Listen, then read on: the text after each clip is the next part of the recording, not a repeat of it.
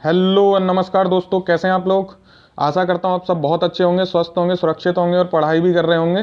तो दोस्तों आज हम देखने वाले हैं बहुत इंपॉर्टेंट टॉपिक, भारत नवाचार सूचकांक इंडिया इनोवेशन इंडेक्स 2020 जो कल जारी किया गया, यानी जनवरी 2021 में ये जारी किया गया, 20 जनवरी 2021 को, यानी कल ही जारी हुआ है नीति आयोग के द्वारा। इंडिया इनोवेशन इंडेक्स 2020 बहुत महत्वपूर्ण है। ये किसी भी state exam, UPSC exam, one day exam की दृष्टि से दूसरा ये संस्करण है, ये आपको याद रखना है। पहला संस्करण 2020 में जारी हुआ था जो 2019 का था, और ये 2020 का है। तो एक साल यानी पिछले साल का डेटा अब जारी होगा, ये आप समझ ही रहे हैं। अभी जनवरी है तो पिछले साल का ही है।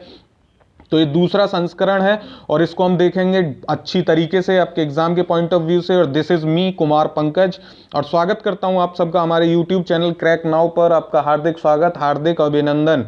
तो देख लेते हैं जल्दी से इसको कि क्या है। तो नीति आयोग के उपाध्यक्ष राजीव कुमार, ये आपको याद रखना है, बहुत इंपॉर्टेंट। और सीईओ हैं अमिताभ कांत। तो राजीव कुमार इसके उपाध्यक्ष हैं और सीईओ अमिताभ कांत। आपको अध्यक्ष बताना है नीति आयोग के कौन है, कमेंट करके मुझको कि नीति आयोग के अध्यक्ष कौन हैं या कौन होते हैं। तो ये आपको कमेंट करना है, मुझे झट से कमेंट कर दीजिए। और ये चीज़ें जो मैं क्वेश्चन पूछता हूँ इनको मजाक मत लीजिए करिए, आपको जरूर क्वेश्चन मिलेगा। जितने भी मैंने आज तक क्वेश्चन किए हैं उसमें से 4 से 5 क्वेश्चन आपको एग्जाम में मिलेंगे, तब आपको लगेगा कि शायद एक बार गूगल कर लिया होता। और पता है तो कमेंट कर दो। तो नीति आयोग के उपाध्यक्ष हैं राजीव कुमार और सीईओ हैं अमिताभ कांत। इन्होंने ये सूचकांक जारी किया है। और इसमें जो सबसे महत्वपूर्ण बात है कि इसे जो आपका ग्लोबल इनोवेशन इंडेक्स है या वैश्विक नवाचार सूचकांक जो जारी किया जाता है, उसकी तर्ज पे इसका भारतीय संस्करण है ये इंडिया इनोवेशन इंडेक्स, यानी भारत नवाचार सूचकांक।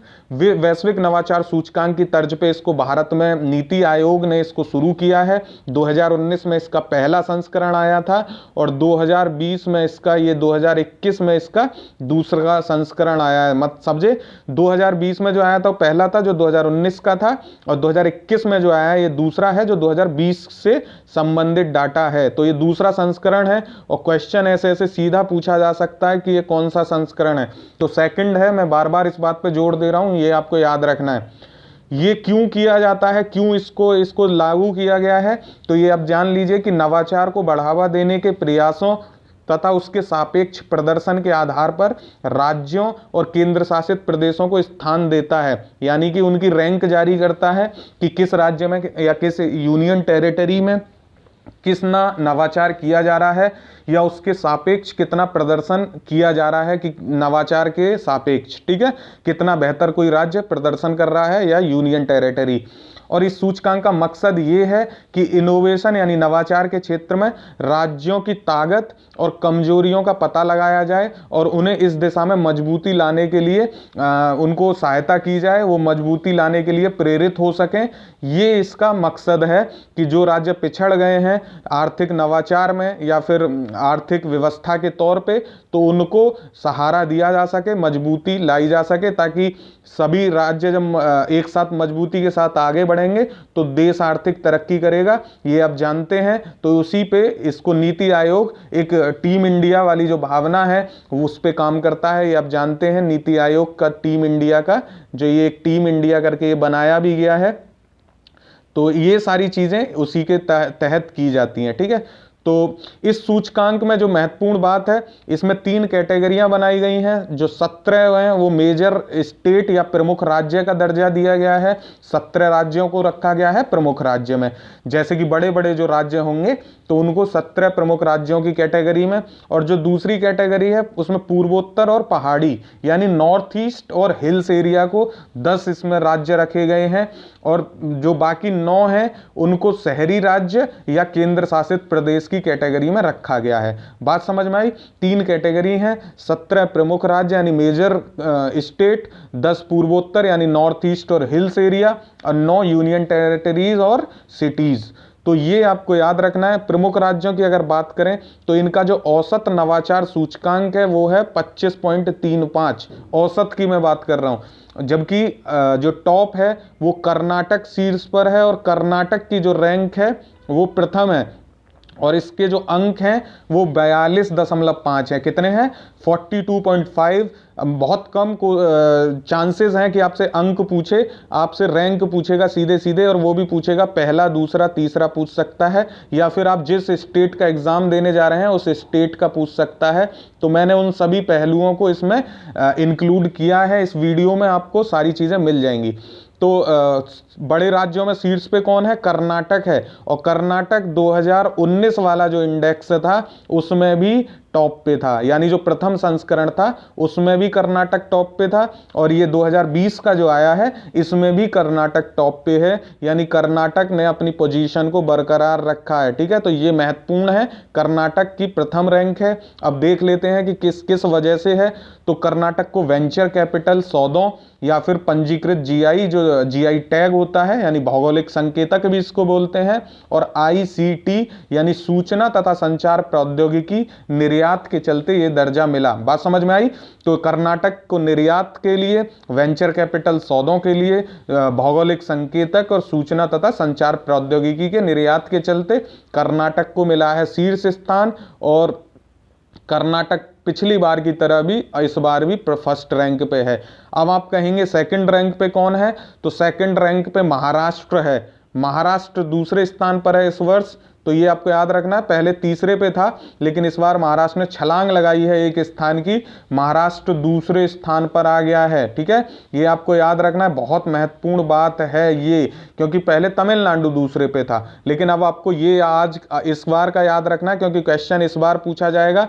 तो कर्नाटक पहले पे, महाराष्ट्र दूसरे पे और तमिलनाडु तीसरे पे। तो KMT का फॉर्मूला आप याद कर लीजिए, कर्नाटक, महाराष्ट्र एंड तमिलनाडु, KMT। ठीक है, और सबसे नीचे रहा है बिहार। अगर मेजर राज्यों की बात करें तो बिहार इसमें सबसे नीचे रहा है। ये बहुत दुखद है कि बिहार हमेशा इन सब चीज़ों में पीछे ही रहता है। तो आप किसी बिहार के एग्जाम की तैयारी करते हैं तो वहाँ एक क्वेश्चन पूछा जा सकता है, और इसके अंक हैं 14.5। तो देखिए कितने कम अंक हैं। और दक्षिण के जो 4 राज्य हैं वो शीर्ष 5 में शामिल हैं, यानी कि जो टॉप 5 स्टेट हैं उसमें 4 तो साउथ के ही हैं। तो नॉर्थ इंडिया के बहुत बुरा हाल, नॉर्थ इंडिया का तो कोई है ही नहीं, सिर्फ एक है जो महाराष्ट्र है, वो भी वेस्ट का स्टेट है। तो 4 साउथ के हैं, एक वेस्ट का है टॉप 5 में। अब देख लेते हैं इसकी रैंक। तो प्रमुख राज्य की जो कैटेगरी है, यानी मेजर स्टेट जो हैं वो 17 हैं, और उसमें कर्नाटक पहले पे, महाराष्ट्र दूसरे पे और तमिलनाडु तीसरे पे। और ये इनकी अंक हैं, अंक पूछेगा नहीं, फिर भी आप देख लीजिए अगर देखना चाहते हो। आपको जो यहाँ याद रखना, KMT याद रखना है, KTM याद मत रख लेना, KMT याद रखना है। ठीक है, कर्नाटक, महाराष्ट्र और तमिलनाडु। कर्नाटक 42.50, महाराष्ट्र 38.03 और तमिलनाडु 37.91 अंकों के साथ प्रमुख राज्य की शीर्ष 3 टॉप की कैटेगरी में ये हैं। अभी बाकी आपके स्टेट के क्या हैं वो मैं आगे बताऊंगा, इसमें मैंने ऐड नहीं किया है क्योंकि भसड़ हो जाती, फिर आपको दिक्कत होती समझने में। पूर्वोत्तर भारत एवं पहाड़ी क्षेत्र के जो 10 हैं उसमें हिमाचल प्रदेश पहले पे है, उत्तराखंड दूसरे पे है और मणिपुर तीसरे पे है। यानी हिमाचल प्रदेश, उत्तराखंड और मणिपुर, तो ये बना हम और ये बना KMT। ठीक है, हम, क्यों, मैं, तुम और हम, क्यों, मैं, तुम और हम, ऐसे करके आप इसको याद कर सकते हैं। KMT हम, KMT हम, ऐसे याद कर लीजिए, आसान होगा आपको। तो ऐसे ये जो निमोनी है उसको बनाया करो, निमोनिक बड़े शानदार होते हैं याद रहने के लिए। तो हिमाचल प्रदेश, उत्तराखंड और मणिपुर, ये आपको याद रखना है पूर्वोत्तर भारत एवं पहाड़ी क्षेत्रों में। अब तीसरी कैटेगरी बची केंद्र शासित प्रदेश और शहरी प्रदेश। तो इसमें दिल्ली पहले पे, चंडीगढ़ दूसरे पे और दमन एंड दीव तीसरे पे। तो DCD इसका बनेगा, दिल्ली, चंडीगढ़ और दमन और दीव, ये आपको याद रखना है। ध्यान रखिएगा, ये बहुत इंपॉर्टेंट है और इससे क्वेश्चन आने की पूरी संभावना है, क्योंकि इनोवेशन इंडेक्स दूसरी बार जारी किया गया है और ये बहुत महत्वपूर्ण रोल प्ले करता है भारत की आर्थिक समृद्धि के लिए, आर्थिक व्यवस्था के लिए। तो दिल्ली पहले पे, चंडीगढ़ दूसरे पे और दमन एंड दीव तीसरे पे, ये तीनों आपको याद रखने हैं। अब आ जाते हैं आपके स्टेट की सिचुएशन पे। तो अगर आप करते हैं उत्तर प्रदेश के किसी एग्जाम की तैयारी या UP PCS आप देने वाले हैं आने वाले समय में, जो आने वाला है जून में, उसमें उत्तर प्रदेश को आपको याद रखना है 9th रैंक पे उत्तर प्रदेश है, 9वीं रैंक है उत्तर प्रदेश की, अंक है 22.85। मध्य प्रदेश का पीसीएस देने वाले हैं या मध्य प्रदेश का कोई एग्जाम देने वाले हैं तो आपको याद रखना है 13वीं रैंक है मध्य प्रदेश की। झारखंड पीसीएस का आप एग्जाम देने वाले हैं तो इसकी रैंक है 15वीं, और बिहार अंतिम है 17वीं। तो ये आपको चारों याद रखनी है, 9, 13, 15, 17 ये रैंक। अगर आप 9 को छोड़ दें, उत्तर प्रदेश को छोड़ दें, तो ये तो 13, 15, 17 मध्य प्रदेश, झारखंड और बिहार। तो एमजेबी इनको तो आप याद रख सकते हैं, यूएमजेबी ऐसे भी आप याद रख सकते हैं। तो उत्तर प्रदेश की कौन सी रैंक है? 9वीं है। फिर से एक बार देख लीजिए, Uttar Pradesh 9वीं rank, Madhya Pradesh 13वीं rank, Jharkhand 15वीं rank और बिहार सबसे अंतिम है 17वीं रैंक। और बिहार और झारखंड का तो देख ही लीजिए, बहुत ही बुरा हाल है, अंतिम पे ही है बिल्कुल, 15वां और 17वां। मध्य प्रदेश 13वां और उत्तर प्रदेश 9वां। तो बहुत अच्छी हालत इन चारों ही बड़े राज्यों की नहीं है, बहुत ज़्यादा खराब स्थिति इनकी आप कहेंगे, इसलिए एग्जाम में इससे क्वेश्चन बन सकता है। आज के लिए सिर्फ इतना ही। कैसा लगा वीडियो जरूर बताइएगा कमेंट करके, और जो मैंने क्वेश्चन पूछा उसका आंसर दीजिएगा। मन करे तो भैया सब्सक्राइब कर दिया करो, लाइक का बटन जरूर मारो, share comment. All the very best for your exam. जय हिंद, थैंक यू सो मच।